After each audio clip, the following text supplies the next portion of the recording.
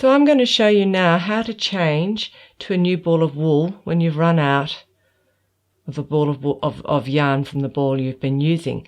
I'm going to first of all show you an easy method, a basic method, and then I'm going to show you a more advanced technique where you're weaving in your ends at the same time. So, and I first of all would like to encourage you not to change a ball of wool, switch to a new ball of wool halfway through a row.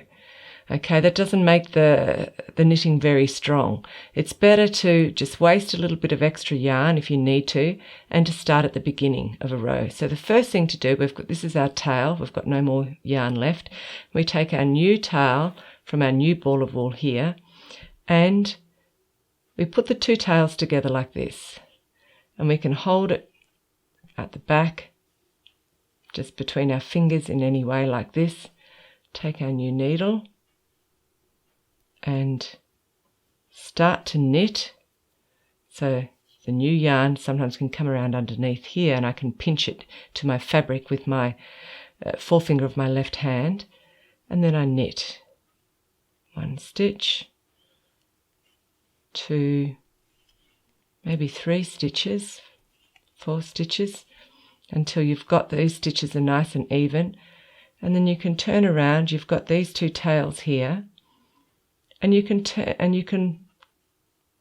them into a knot, not too tight, but just gently like this. And then continue to knit along with your new ball. Later on, you can weave these ends into the seam. So that's a really basic way to change balls of wool. I'm going to unpick now and show you a more complicated one. So there's my little knot, which I'll undo. So I'm going to again put these two tails together, and I'm going to put them in my hand as if I was going to knit continental style. So I put my little finger over the top, around once, around twice, over the top of my fourth finger, underneath my third finger, and rest it across the last part of my forefinger on my left hand. Then I'm pinching the wool under here. Now again, I put the working yarn of the new ball of wool just underneath for the first stitch, so I can hold it in place. And I hold it down tight with my forefinger of my left hand. So I'm getting my right hand needle, and I stick it from left to right up for a knit stitch, and I knit it. Okay, now I've put my finger again under both of the tails, so the tail of the old ball and the tail of the new ball.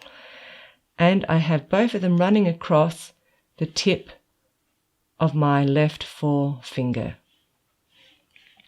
So now I'm going to knit my stitch, and I'm also going to put the tip of the right hand needle underneath the two tails, and then I'm going to knit it like this, and I'm going to pull the yarn back like this. So now my working yarn here, and I've got a little knot there that I didn't unpick. That was from tying the knot on the edge. I've got my tails running over the top of my working yarn. So now the next stitch I'm going to knit normally, and the tail and the working yarn will come across over the top of those two tails. The next stitch I'm going to put the tip underneath the two tails, and you can see how the tails are getting caught underneath my working yarn. And so there they are now, they're over the top of this yarn, and I'm going to knit a normal stitch now, and now they're underneath. That's my new ball of wool going over the two tails. So now the next stitch, I put the tip underneath the two tails and knit it through, and the next stitch I knit normally. So I'm going to show you this. You can knit quite fast like this, and it doesn't slow you down at all. So one normal, one under the two tails, one normal, one under the two tails.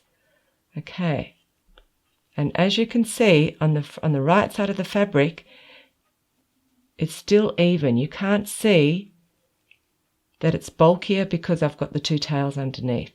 On the wrong side of the fabric, you can see a little bit that it's slightly bulkier than the rest. So now I'm going to end. So I end on a normal stitch so that I've got those two ends nice and securely underneath. So there we are here, and here's my two tails. So now I just get a pair of scissors and I chop them off. And there we go. We've got our ends already weaved in. Now this is a great technique which you'll use, and I'll show you in later videos that I make on Fair Isle knitting. So I'll continue to knit to the end.